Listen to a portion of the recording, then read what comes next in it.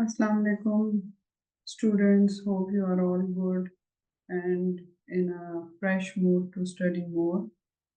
From today, I will be starting with paper one, and I would like you to pay attention and understand the requirement of the Cambridge. This will become easy for you. I will try my best to explain you in detail all about the Quranic passages. Okay, so do give me your feedback and do tell me what areas you need to know more about it and how I can improve my teaching with you. What things are really difficult for you, तो आप लोगों ने अपने मुझे बताते रहना है अपने feedback से, right? So if you see on the screen, I'm starting with section 1 of paper 1. So be very light and try to understand things in an easy way. You all know that the Quranic passages are divided into three categories. The first category is Allah in Himself. So in this session, I will try to complete all the 5 passages explaining you the requirement of the question that the Cambridge is going to ask. Again, I am repeating that in your paper 049312, I have written only 049312. It will be 205812. Both of them are by the Cambridge, and the Quranic passages, the first section is exactly the same in both the papers. They give you 3 passages from which you have to attempt any 2. Now, the first one is on Allah in Himself. The name of this passage is Ayat Kursi, Surah number 2, verse number 255. Okay, so it says, Allahu la ilaha illa huwal hayyul qayyum la ta'khudhuhu sinatun wa la nawm lahu ma fis samawati wa ma fil ards man zallazi yashfa'u indahu illa bi izni. Now I will be discussing the important point in this verse. I hope you can see my screen. Okay, let me expand it more. Now, can you see it clearly? The first word is saying, Allah, there is no God but He, the living and self subsisting. So, the first line is teaching us about the oneness of Allah, and then further, Allah is specifying His 2 important attributes as Hayyul Qayyum. That Hayyul means the one who is since ever and will be forever. Qayyum, He is always there, eternal, like we all are going to die. We are not going to live forever, but Allah will be forever. La ta'khudhuhu sinatun wa la nawm, that no slumber can seize him, nor sleep. That means Allah is free from all those weaknesses that we all humans have. Then Allah is specifying His powers and authority by saying, His are all the things in the heavens and the earth. That whatever the blessings we see around, they all belong to Allah. And of course, if they belong to Allah, that means Allah has total control over everything. So, this is specifying Allah's power and authority. Further, Allah is saying, Man zallazi yashfa'u indahu illa bi'izni, that who is there can intercede in His presence except as He permit.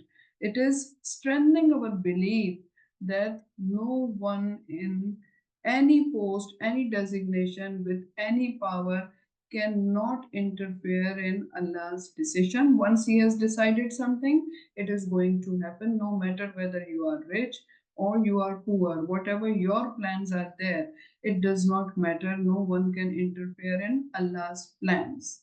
So it strengthens our belief in His power and authority.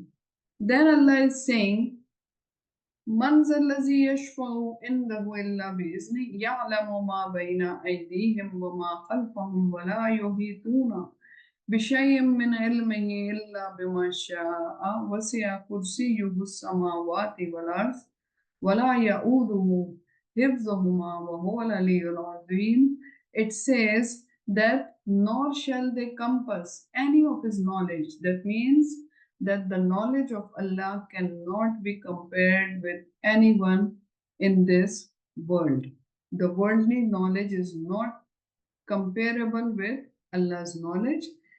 His throne extends over the heavens and earth. That means that Allah's throne has total grip over everything. Whatever actions we are doing, whatever plans we are thinking about, our vision, everything is under Allah's control, and He is not tired, He is not fatigued of guarding them.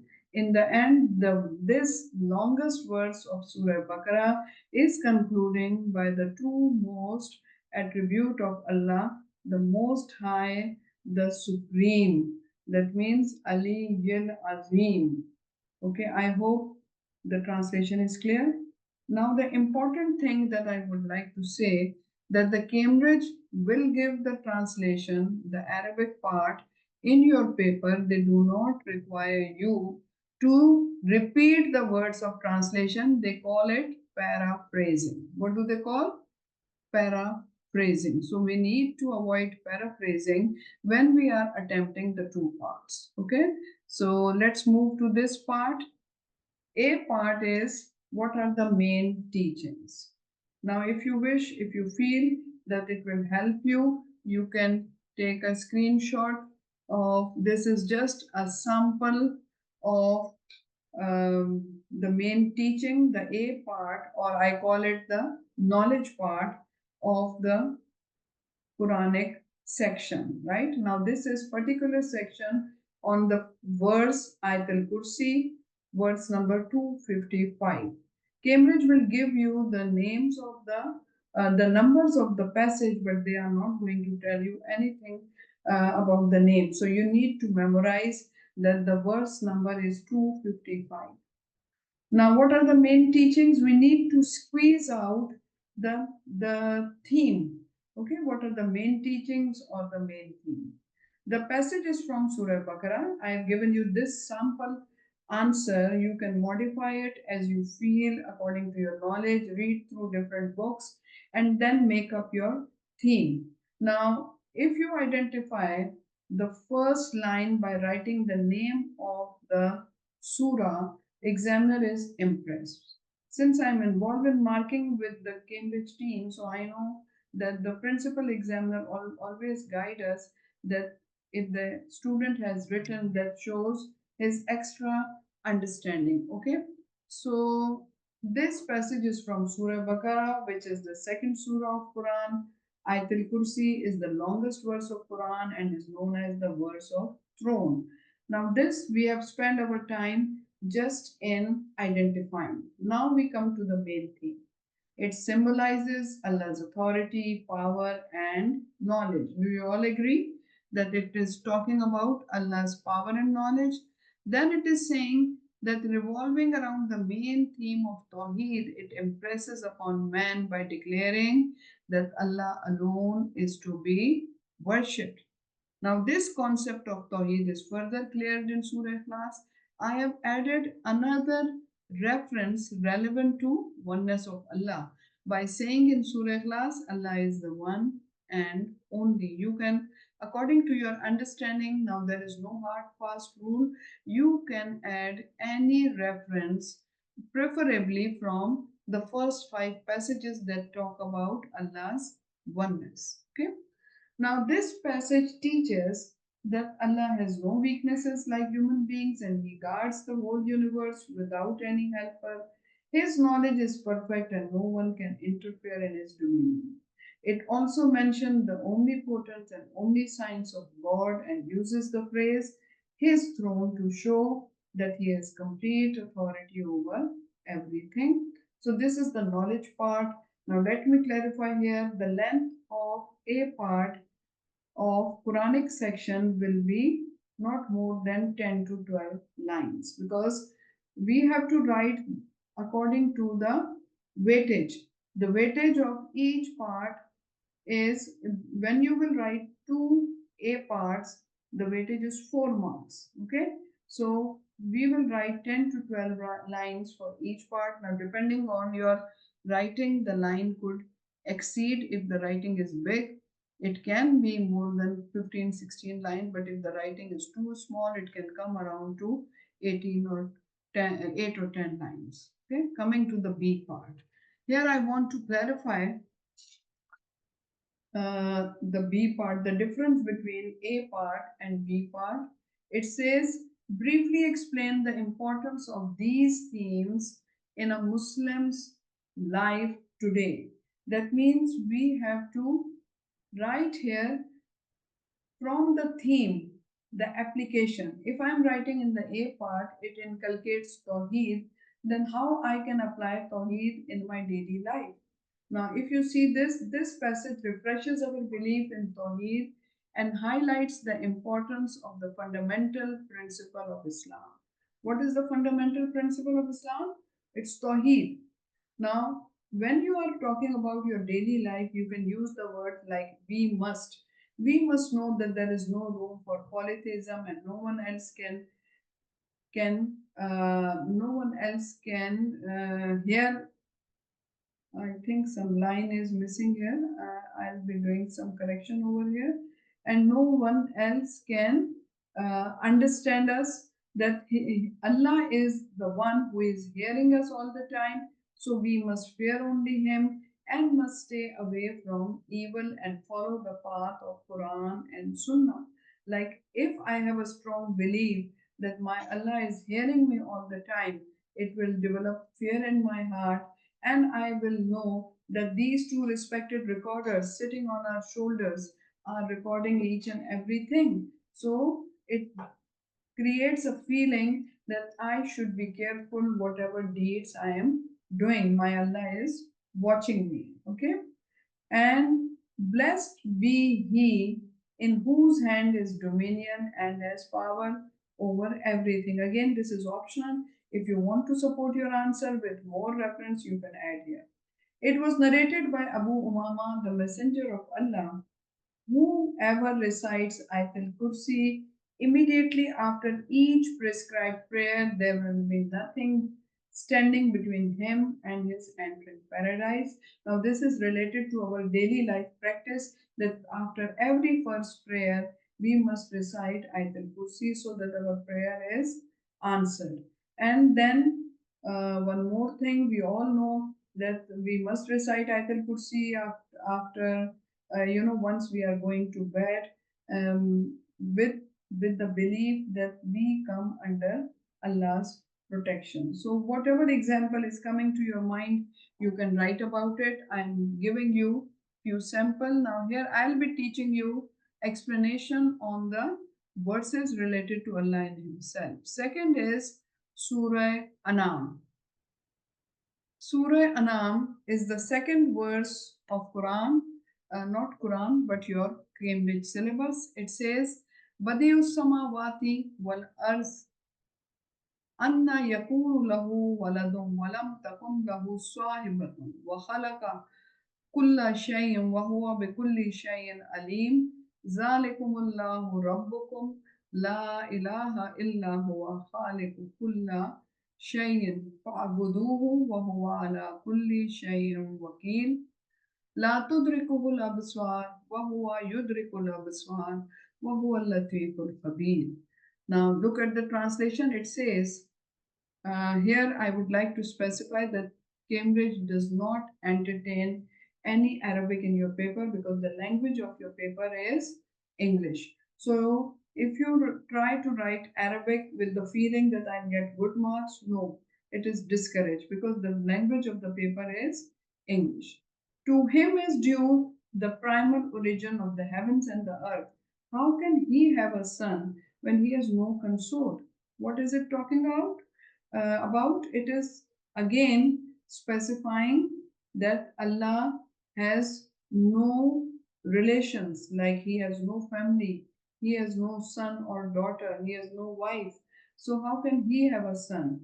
So, it is negating the belief of the Christians here who say that Jesus is the Son of God. He created all the things and he has full knowledge of all things. That is Allah, your Lord. There is no God but He. So, again, this verse is talking about Allah's oneness, the creator of all things, then worship Him, and He has power to dispose of all affairs. If He is creating something, He has full power to dispose it also. And in the last verse, so we have 101 to 103. That means we have two verses here, 101 to 103. No vision can grasp Him. That we cannot see Allah. None of the vision, human beings are not given the powers. We are not like equipped with such powers to see Allah. If you remember Muhammad Sallallahu Alaihi Wasallam when he went to Miraj, what he saw Allah. He was able to communicate with Allah, but he just saw a light. And even Angel Jibreel said that my wings will burn, I cannot go further than the Sidratul Muntaha when he reached over there. So it is saying no vision can grasp him, but his grasp, H is capital, H is for Allah here, that Allah has complete grasp over everything and He is above all comprehension. His comprehension is above everything, so it is highlighting Allah's specific power. Let's move to the main teaching. These verses are from Surah Anaam. It talks about Allah's attributes. Now, what have I done here? In the first line, I have written, I have identified and made the Cambridge know that I know what verses, what they belong to, which surah they belong to. This is surah number 6. It talks about Allah's attributes and is from the category of Allah in Himself. The theme of the passage revolve around Allah all knowing, all powerful, being the only creator and protector of everything. Therefore, He alone is to be worshipped. It rejects any kinds of misconception of God having any family. As the first line was teaching us that Allah is free from any family, it further teaches that Allah's nature is so subtle and fine, far beyond our limited conception, so as to be invisible to physical eye and imperceptible to the present senses. So, how do we know? How do we believe that Allah is there? We understand Allah through the manifestation of His attributes. Like when I see a barren tree in winter, and with the first rain, first shower of spring, I see the small leaves growing. It tells me, it reminds me that there is someone who is monitoring this whole system, who is growing it for the for his creation, whether it is animal, man, or any other creation of Allah. Okay? His presence can only be felt and realized through the manifestation of his attributes, though he himself can see to the unfathomable depths, as Quran says, for God is He who understands the finest mysteries. Because he is the creator, he knows everything. Okay? The verse inculcates Tawheed and refutes Shirk. So this is the knowledge part.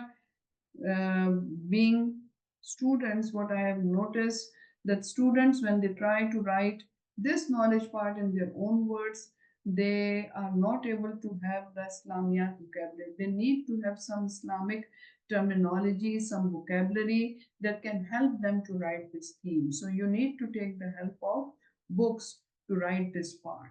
Okay. B part. Again, the same question. And as we will do more and more passages, you will be very firm and expert in understanding the difference between A part and B part. Again, I'm repeating, briefly explain the importance of these themes in a Muslim's life today. I'm repeating again that we have to relate it to our present life. These verses are important for Muslims to understand the doctrine of Tawheed in terms of God's nature and powers. So let me remind you that Allah in Himself, these verses are almost same in nature, but the way in which Allah has described Himself with the different attributes makes it different. And of course, we need different synonyms to express ourselves. If we write the same thing, it will not give us a higher level. Okay? So we should strictly refrain ourselves from bowing down before any other being for the fulfillment of our worldly desires. Rather, we must flee to Allah, the all knowing, all powerful. Like if we come in some difficulty and we get so fed up, we are going to the people to bribe them, to flatter them, to get our things done. It shows our weak faith in Allah. We must have such a strong faith, knowing that if I will pray to Allah, if I will request Him, definitely He is going to answer my prayer. The Quran reminds repeatedly, and He is with you wherever you are. This verse is enough to remind us that wherever we are, whether we are in the dark night, whether we are in somewhere away from our home, whether we are sleeping, we are lying on the bed, we are praying to Allah while in our prayer, in whatever action, whatever posture we are there, God is going to answer us. Okay? We are nearer to Him than His jugular vein. Therefore, we must acknowledge His powers and must practice Tawheed both in words and deeds. Why the word this is written here? Words and deeds means that it's not that we just repeat a dialogue, it's a habit to say that, oh Allah, protect me from shirk. It should be really in our action, we must show that I have complete faith in Allah, and this will be more practically seen when we come under certain difficult condition. And must remember, shirk is the only unpardonable sin in the sight of God. Allah will forgive every sin, but shirk is an unpardonable sin. So these are few specimen examples given to you regarding Surah Anaam, and you can elaborate it in your own way. I'm just giving you idea, telling you how you can write it and what is the requirement of the Cambridge. Okay, so in my next class, I'll come with you with Surah Shura, Surah Anam. So Allah Hafiz, till that time, see you again.